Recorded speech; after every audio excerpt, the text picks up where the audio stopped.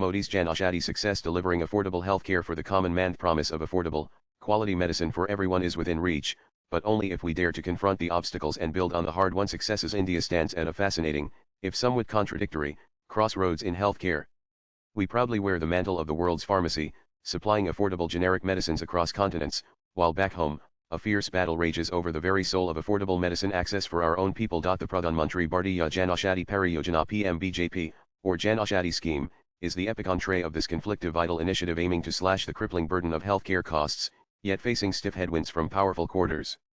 Its rapid expansion offers cause for celebration, but a closer look, particularly through a state-level lens, reveals crucial lessons we must heed if this quiet revolution is to transform India's health landscape. And let's not mince words, the sheer pace of Jan Aushadhi's growth in recent years is remarkable. From a sluggish start with a mere 80 kendras by 2015, the network has exploded, crossing the 15,000 mark by early 200 and 2,425, smashing government targets ahead of schedule. Think about it, at one point, a new government-backed generic drugstore was opening roughly every 2 hours. And it wasn't just bureaucratic box filling where stores were being opened just for the sake of it, it translated into tangible relief for millions.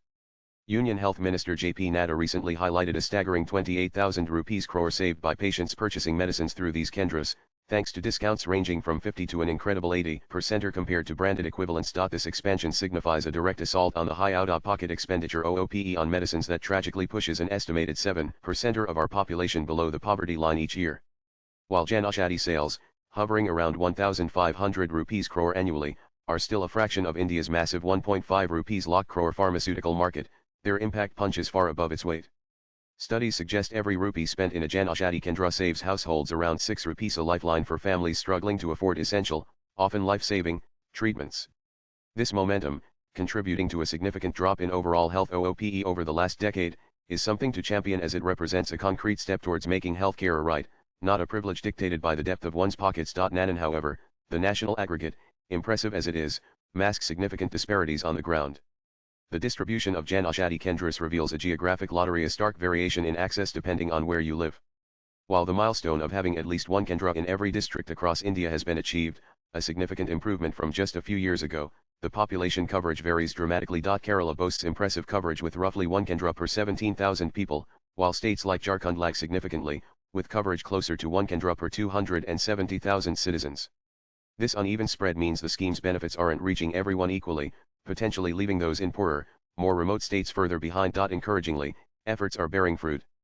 The focus on expanding into the 112 aspirational districts areas identified for accelerated development seems to be working. A significant proportion of these historically underserved districts now host multiple kendras, suggesting that government incentives to establish outlets in challenging areas are having some effect. Yet, counterintuitively, a higher percentage of more developed districts still only have a single kendra compared to aspirational districts. So, simply opening stores isn't enough. We need more nuanced, state-specific strategies that account for local healthcare ecosystems, including parallel state-run generic medicine schemes, and address the unique barriers in different regions. Ensuring equitable access requires more than just dotting the map, it demands a deep understanding of local needs and challenges. No discussion of Jan Aushadhi is complete without tackling the issue of quality. It's the persistent shadow hanging over the scheme, fueled by genuine concerns and, arguably, strategic FUD, fear, uncertainty, and doubt campaigns. Tragic incidents, like the child deaths in Gambia and Uzbekistan linked to Indian-made cough syrups down to earth, rightly raise alarm bells about regulatory oversight. India is awash with substandard drugs, a damning indictment of our current system. This reality provides fertile ground for opponents of Jan Aushadhi to sow doubts about the unbranded generics sold in these kendras. The opposition is vocal and influential. Ironically, the Indian Pharmaceutical Alliance (IPA), representing the generics giants who once fought multinationals using arguments about patient access, now resists the expansion of unbranded generics that threaten their lucrative branded generic market. They, along with parts of the medical fraternity like the Indian Medical Association (IMA), which fiercely opposed mandatory generic prescribing, often frame their resistance around quality concerns. Yet, organizations like the All India Drug Action Network (ADN) argue that commercial interests are the primary driver, fearing that widespread acceptance of cheap, unbranded generics will bust the myth that only renowned brands are of good quality. The PMBJP scheme mandates procurement only from WHO GM-certified manufacturers and requires batch testing in NABL-accredited labs. While implementation fidelity is always a question, dismissing the entire scheme based on the broader regulatory failures, which affect branded drugs too, seems disingenuous. The battle here is as much about market share and profit margins as it is about patient safety. Nan Aushadhi's journey so far offers critical lessons for strengthening affordable healthcare across India.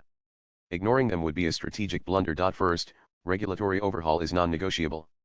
The persistent doubts about quality, exploited by vested interests, stem from a fundamentally weak drug regulatory system. We desperately need to strengthen the Central Drug Standard Control Organization (CSCO) and state FDAs, vastly increase the number of qualified drug inspectors, and enforce a zero-tolerance policy towards substandard and spurious medicines. Public trust, the bedrock of any successful public health initiative, can only be built on the assurance of consistent quality, rigorously monitored and enforced. Without this, the generic revolution will remain stalled. Second, perception management is paramount. The deep-seated belief, often encouraged by market forces, that higher price equals higher quality, needs to be systematically dismantled. Sustained, high-profile public awareness campaigns are essential to build confidence in generic medicines.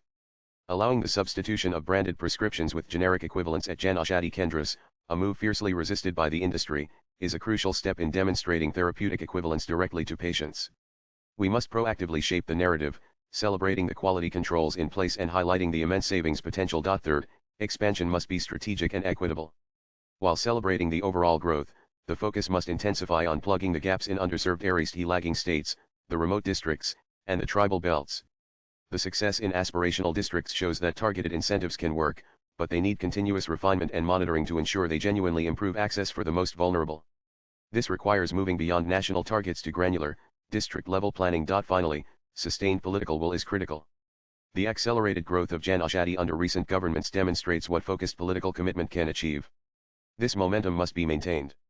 It requires continued investment, not just in opening stores, but in strengthening the entire supply chain, ensuring medicine availability, addressing past stock-out issues, and robustly overseeing quality. Nan and the Jan Aushadhi scheme is more than just a network of pharmacies. It's a potent symbol of India's potential to deliver affordable healthcare to its citizens.